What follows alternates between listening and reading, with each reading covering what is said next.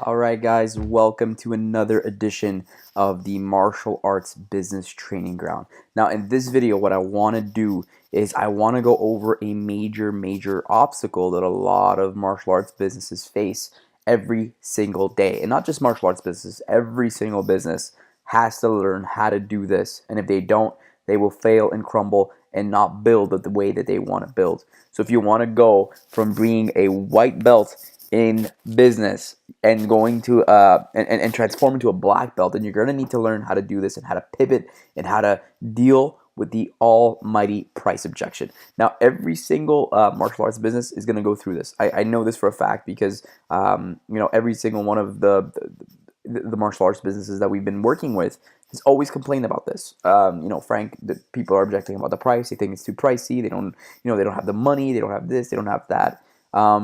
It's a really big problem, and there's a really simple way to kind of maneuver around it, especially in that initial contact that you have with a lead, with somebody that you're just getting in touch with recently. That first exchange, you shouldn't be, if they're not already in your studio, if they're not already in your school, and you're dealing with a price objection, then you shouldn't be dealing with a price objection at all. I'm going to show you exactly how to use a price objection destroyer specifically for martial arts businesses in this video. So stay tuned. Let's work through it. Let's get through it. It's going to be really quick. It's going to be really effective. And I want you guys to use this the next time that you're hit with the, how to deal with the dreaded, how much does it cost, question. And we are going to be using a really super effective technique called ARP, or ARP for short. And it's catchy, so you're going to be able to remember it when you're on the phone with a potential student and you need to learn, you need to kind of maneuver around the objection.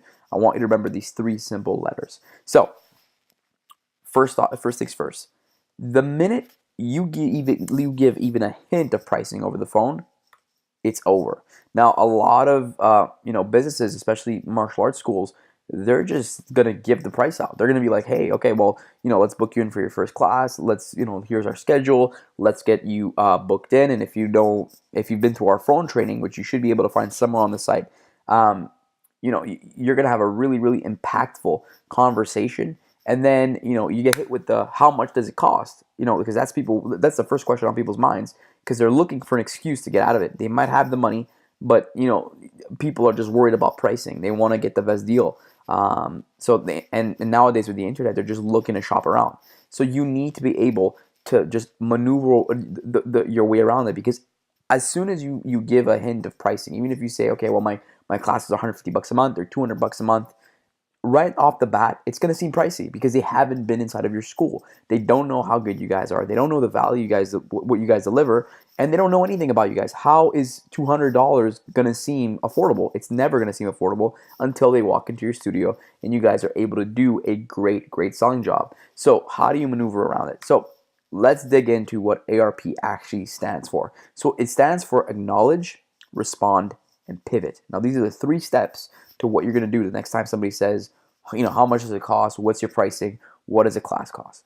So here's what it looks like in action. So let's say you're on a phone call and somebody says, I just want to know how much it costs and if it's available in my area. They're being very, stringent. People sometimes are a little cold on the phone. They're socially awkward. They don't want to deal with somebody on the phone. They don't know you from Adam.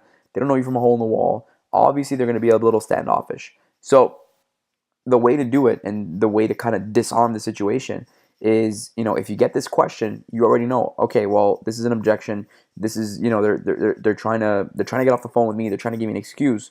Let me, acknowledge, respond, and pivot. So the way that you're going to do it is, the first step is you're going to acknowledge it. So you're going to be like, okay, well, you just want to know how much you charge and if we are available. No problem at all. So you're acknowledging what they're saying. You're making sure that they know that you're listening to them and that you've kind of acknowledged what they're saying and what they're feeling.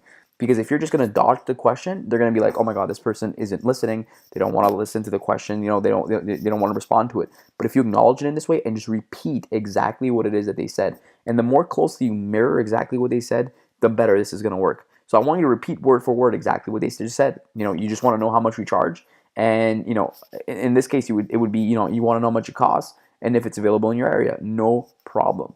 So again, Repeat what they just said. Make sure that they hear loud and clear that you know exactly what it is that they're talking about. Be friendly, be open, be cheerful, be enthusiastic. Go through our phone training. Learn how to talk to people on the phone. It's going to make all the difference. So the next step is going to be you're going to respond to them. So this is where you throw in your response, right? You're going to throw in your response, and I don't want you to answer that question, because if you're going to answer that question directly, guess what? You just got blown out of the water, because, like I said, they don't have a, a value attached to the price. So anything that you're going to say is going to seem pricey. So you're going to say it really depends on which program is best for your child, or what program is best for them. If it's an adult class, inside the 10 classes. So if you're going to be using our special offer, the one that we've the one that's been working out great for us, or any offer, for example. So you say inside the 10 classes, we actually evaluate which program is the best fit for your child, and then make a recommendation on which class and program is best. So you're responding to what they say. Actually, let's go back. So you're responding to what what they're asking. You're giving them a really solid answer. You're not going to be able to give a price, because you're not going to be able to give them a price until they walk in through the door. How are you going to be able to give a price if, first of all, you haven't established, what your value is to them? You haven't figured out if you guys are a good fit. You don't know what program they're going to be in. You don't know anything about them, and they don't know anything about you. So you're not being disingenuous here. You're just being really honest, and you're responding to their question, and you're just not going to give a price on the phone. And you're doing it in a really nice manner. You've acknowledged what they said. You responded. Now, the next part is going to be pivot. So this pivot is going to be kind of, if you've done judo, you've done, jiu-jitsu, you know how to maneuver your way out of something. So instead of just staying frozen and waiting for them to respond so that they're kind of stuck in that mode of wanting to figure out the price, you're going to pivot them out of that. So you're going to say, okay, well, I need to figure out, exactly what's a good fit for you guys before we actually, recommend a program. So let me ask you a question. How come you want to join a martial arts program right now? Or how come, you want to get your child into martial arts? Have they been to a school prior? I want you to ask them an engaging question, and this is an opportunity for you to learn about them, and for you to figure out exactly where they are and how to best serve them. Because a lot of times when you're on the phone with people, you're just trying to get off the phone as quickly as possible. And I get that. Being on the phone is not fun. But think of it as an opportunity to start the sales process, to start to engage with them, to start to learn about them. I want you to take notes on each individual lead before they come in about who they are, why they want to join. Open a conversation with them. Find out what it is, what they want. Find out how many kids they have. Find out the age groups. Ask them questions. Most people just want to get off the phone as soon as possible. It's really important that you engage with these people. Ask them questions. Find out more about them. Write down the notes. Attach it to the lead. Have it on a piece of paper and a pen. You know what I mean? So that when, Julie comes in with her 2 kids, you know that they've already been in a martial arts school. You already know why they left the last martial arts school. You already know the objectives that they're going to have. You're already easing your way into that sale. You're already easing your way into locking them in, into making them students.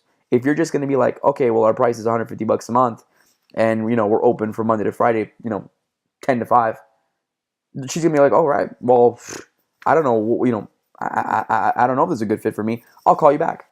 And then guess what? Life happens.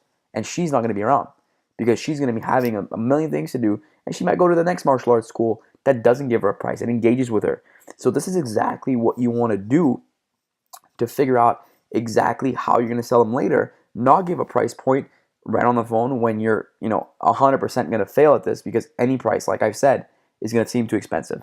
And you're acknowledging them and making them feel like you're listening. You're not there just trying to dodge the question. You're going to answer the question to the best of your ability, but you're going to answer them in a way that supports you in your business, and make sure that you're in a good position to lock them in as a student. Because if you're watching this video, I know you're a great school. You want to do a good job. You want to grow, right?